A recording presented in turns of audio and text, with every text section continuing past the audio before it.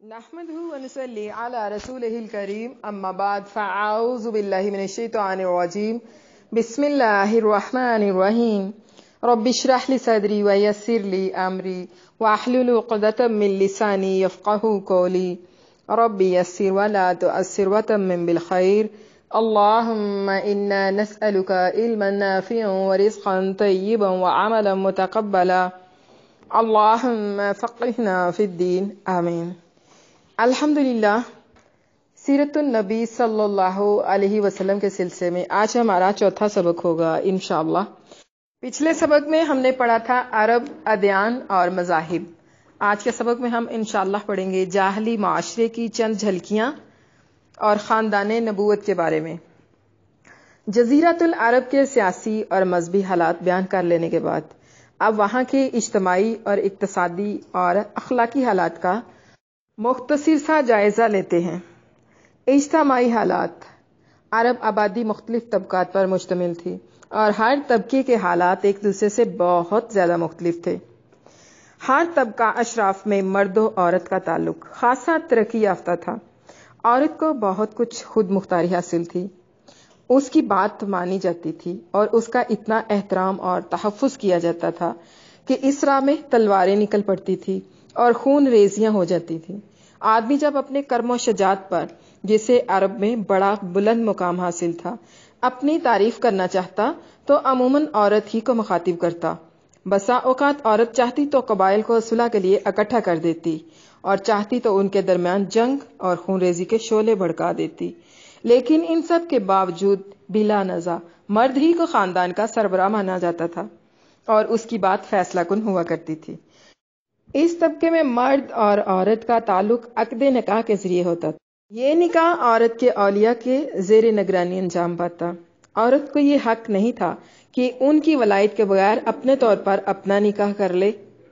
ایک طرف طبقہ اشراف کا یہ حال تھا تو دوسری طرف دوسرے طبقوں میں مرد و عورت کے اختلاط کی بھی اور کئی صورتیں تھیں جنہیں بدکاری و بے حیائی اور فحش کاری اور زنا کاری کے سوا کوئی نام نہیں دیا جا سکتا تھا۔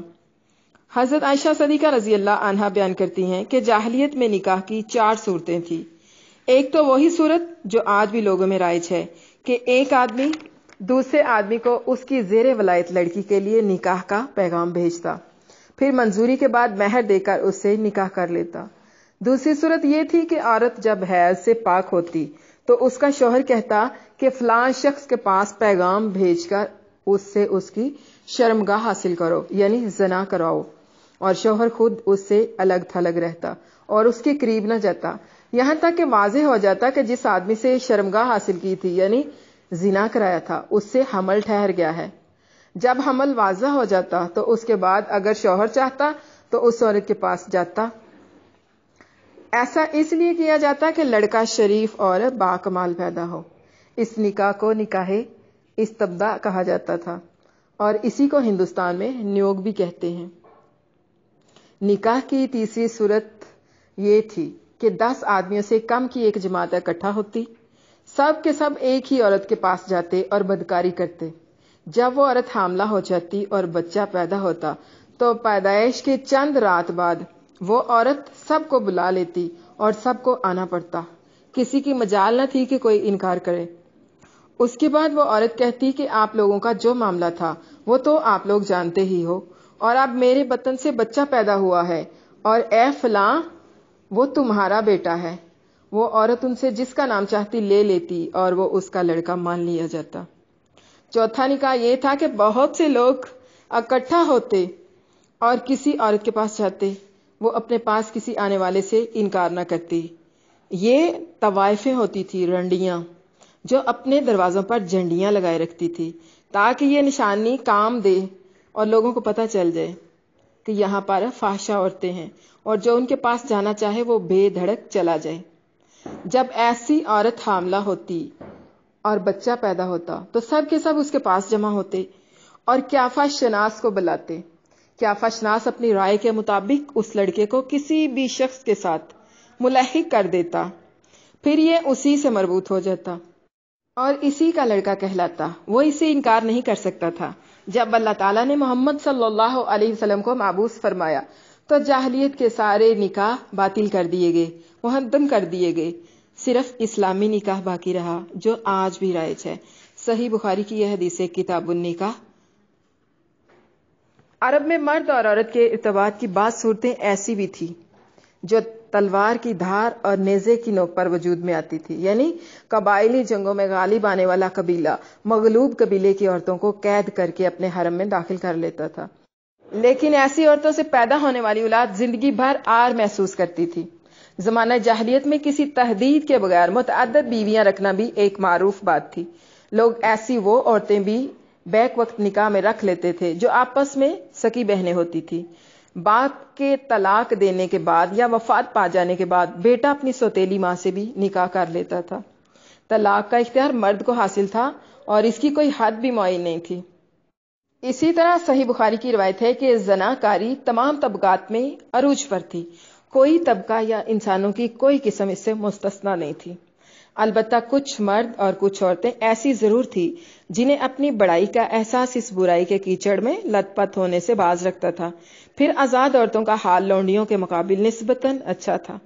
اصل مصیبت لونڈیاں ہی تھی، اور ایسا لگتا ہے کہ اہل جاہلیت کی غالب اکثریت اس برائی کی طرف منسوب ہونے میں کوئی بھی عار محسوس نہیں کرتی تھی۔ سنن ابو داؤد وغیرہ میں مروی ہے کہ ایک دفعہ ایک آدمی نے کھڑے ہو کر کہا، یا رسول اللہ صلی اللہ علیہ وسلم، فلاں شخص میرا بیٹا ہے، میں نے جاہلیت میں اس کی ماں سے زنا کیا تھا۔ رسول اللہ صلی اللہ علیہ وسلم نے فرمایا، اسلام میں ایسے دعوے کی کوئی گنجائش نہیں، جاہلیت کی بات گئی، اب تو لڑکا اسی کا ہے جس کی بیوی یا لونڈی ہو، اور زنا کار کے لیے پتھر ہیں۔ اور حضرت سعد بن ابی وقاص رضی اللہ عنہ اور عبد بن زما رضی اللہ عنہ کے درمیان زما کی لونڈی کے بیٹے عبد الرحمن بن زما کے بارے میں جو جھگڑا پیش ہوا تھا وہ بھی بہت معلوم اور معروف ہے۔ جاہلیت میں باپ بیٹے کا تعلق بھی مختلف نوعیت کا تھا۔ کچھ تو ایسے تھے جو کہتے تھے، انما اولادنا بیننا اقبادنا تمشی علی الارض، ہماری اولاد ہمارے کلیجے ہیں جو روئے زمین پر چلتے پھرتے ہیں۔ لیکن دوسری طرف کچھ ایسے بھی تھے جو لڑکیوں کو رسوائی اور خرچ کے خوف سے زندہ دفن کر دیتے تھے اور بچوں کو فقر و فاقہ کے ڈر سے مار ڈالتے تھے۔ وَلَا تَقْتُلُوا أَوْلَادَكُمْ خَشْيَةَ إِمْلَاقٍ نَحْنُ نَرْزُقُهُمْ وَإِيَّاكُمْ إِنَّ قَتْلَهُمْ كَانَ خِطْئًا كَبِيرًا، اور نہ تم قتل کرو اپنی اولاد کو خوف سے مفلسی کے، ہم رزق دیتے ہیں ان کو اور تم کو بھی، بے شک ان کا قتل کرنا بہت بڑی خطا ہے۔ یعنی اپنی اولادوں کو بھوک کے ڈر سے قتل نہ کرو، انہیں بھی ہم رزق دیتے ہیں اور تمہیں بھی، در حقیقت ان کا قتل بہت بڑی غلطی ہے۔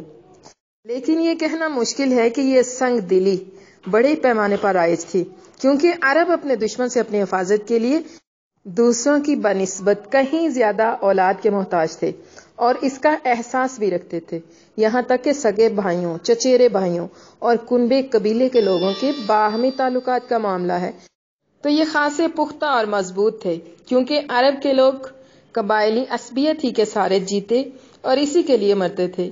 قبیلے کے اندر باہمی تعاون اور اجتماعیت کی روح پوری طرح کار فرما ہوتی تھی، جسے عصبیت کا جذبہ مزید دو آتشہ رکھتا تھا۔ در حقیقت قومی عصبیت اور قرابت کا تعلق ہی ان کی اجتماعی نظام کی بنیاد تھا۔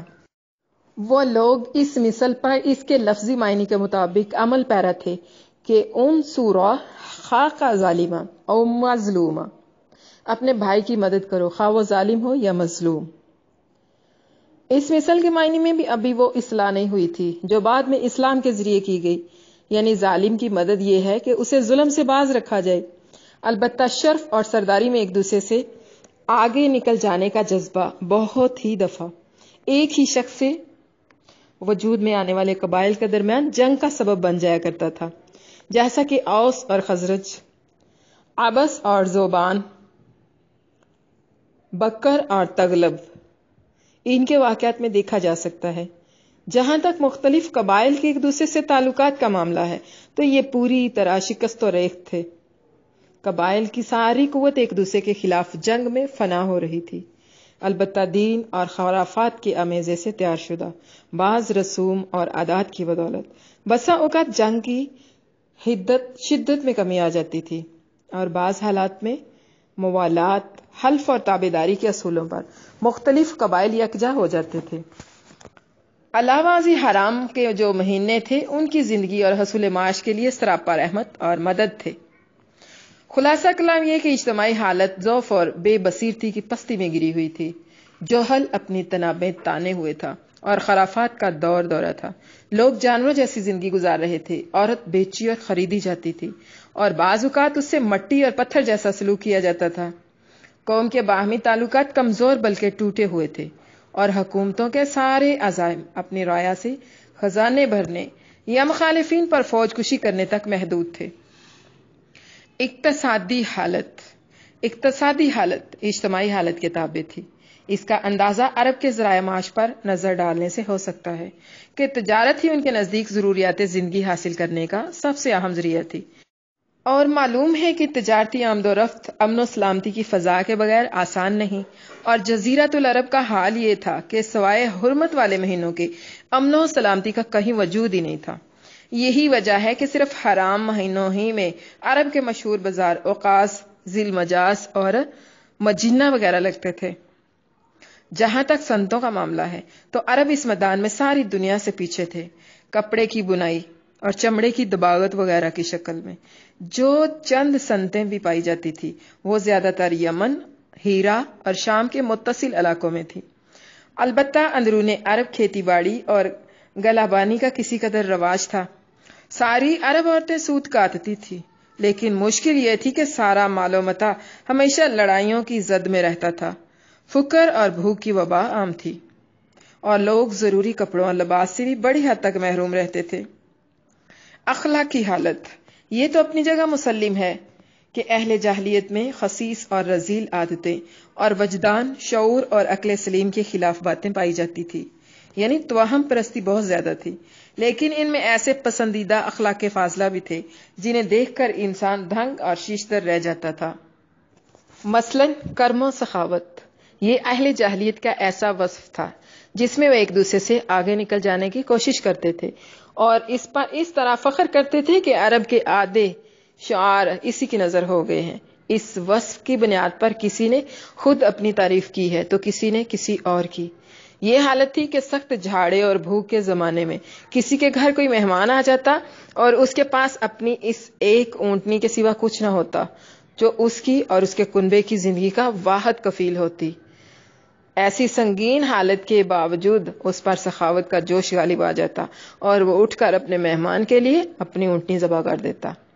इनके कर्म ही का नतीजा था कि वो बड़ी बड़ी दियत और माली जिम्मेदारियां उठा लेते और इस तरह इंसानों को बर्बादी और खून रेजी से बचाकर दूसरे रईसों और सरदारों के मुकाबिल फख्र करते थे। इसी कर्म का नतीजा था कि वो शराब नोशी पर फख्र करते थे। इसलिए नहीं कि ये बजाते खुद कोई फख्र की चीज थी, बल्कि इसलिए कि ये कर्म सखावत को आसान कर देती थी, क्योंकि नशे की हालत में माल लुटाना इंसानी तबीयत पर गिरा नहीं गुजरता। इसलिए ये लोग अंगूर के दरख्त को करम और अंगूर की शराब को बिंतुल करम कहते थे। जाहलिया शार के दवादीन पर नजर डालिए तो ये मदा फख्र का एक अहम बाब नजर आएगा। अंतरा बिन शदाद अबसा अपने मुअल्का में कहता है, मैंने दोपहर की तेजी रुकने के बाद एक जर्द रंग के धारीदार जाम बलोरी से जो बाएं जानब रखी हुई ताबनाक और मुंह बंद खुम के साथ था, निशान लगी हुई साफ शफाफ शराब पी और जब मैं पी लेता हूं तो अपना माल लौटा डालता हूं, लेकिन मेरी आबरू भरपूर रहती है, इस पर कोई चोट नहीं आती। और जब मैं जोश में आता हूं तब भी मैं सखावत में कोताही नहीं करता और मेरा इखलाको करम जैसा कुछ है तुम्हें मालूम है। उनके करम ही का नतीजा था कि वो जुआ खेलते थे। उनका ख्याल था कि ये भी सखावत की एक राह है, क्योंकि इन्हें जो नफा हासिल होता या नफा हासिल करने के हिस्से से कुछ फाजल बच रहता, इसे मस्कीनों को सदका दे देते थे। इसीलिए कुरान पाक ने शराब और जुए के नफे का इनकार नहीं किया, बल्कि ये फरमाया है कि वह इस्मुहुमा अकबर मिन नफ़इहिमा, यानी कि इन दोनों का गुनाह इनके नफा से बढ़कर है।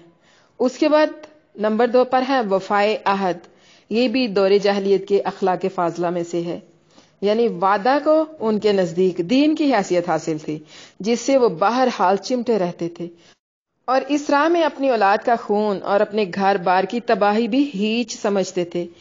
اسے سمجھنے کے لیے ہانی بن مسعود شیبانی، سموال بن عادیہ اور حاجم بن زرارہ کے واقعات کافی ہیں۔ خودداری اور عزت نفس، اس پر قائم رہنا اور ظلم و جبر برداشت کرنا، یہ بھی جاہلیت کے معروف اخلاق میں سے تھا۔ اس کا نتیجہ یہ تھا کہ ان کی شجاعت اور غیرت حد سے بڑی ہوئی تھی۔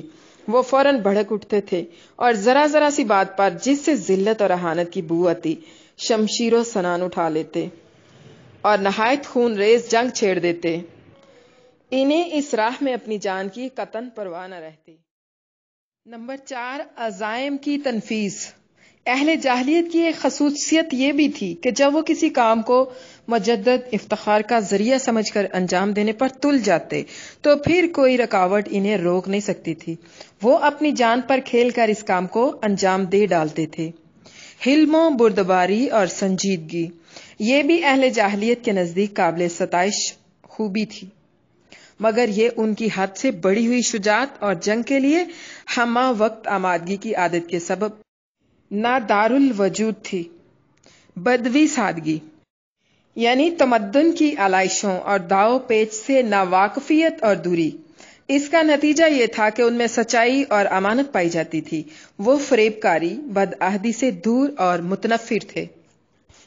ہم سمجھتے ہیں کہ جزیرۃ العرب کو ساری دنیا سے جو جغرافیائی نسبت حاصل تھی، اس کے علاوہ یہی وہ قیمتی اخلاق تھے جن کی وجہ سے اہل عرب کو بنی نوع انسان کی قیادت اور رسالت عامہ کا بوجھ اٹھانے کے لیے منتخب کیا گیا، کیونکہ یہ اخلاق اگرچہ بعض اوقات شر اور فساد کا سبب بن جاتے تھے اور ان کی وجہ سے المناک حادثات پیش آ جاتے تھے، لیکن یہ فی نفسہ بڑے قیمتی اخلاق تھے جو تھوڑی سی اصلاح کے بعد انسانی معاشرے کے لیے نہایت مفید بن سکتے تھے، اور یہی کام اسلام نے انجام دیا۔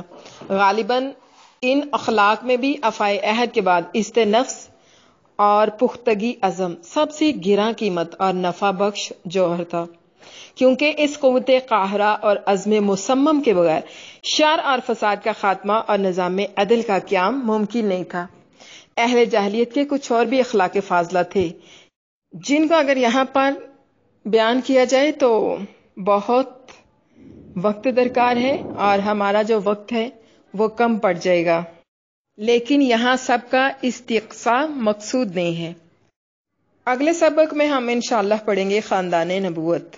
سبحان ربک رب العزت عما یصفون وسلام علی المرسلین والحمد للہ رب العالمین رب اغفر وارحم وانت خیر الراحمین وصلی اللہ وسلم وبارک علی نبینا محمد وعلی آلہ واصحابہ اجمعین، آمین ثم آمین یا رب العالمین۔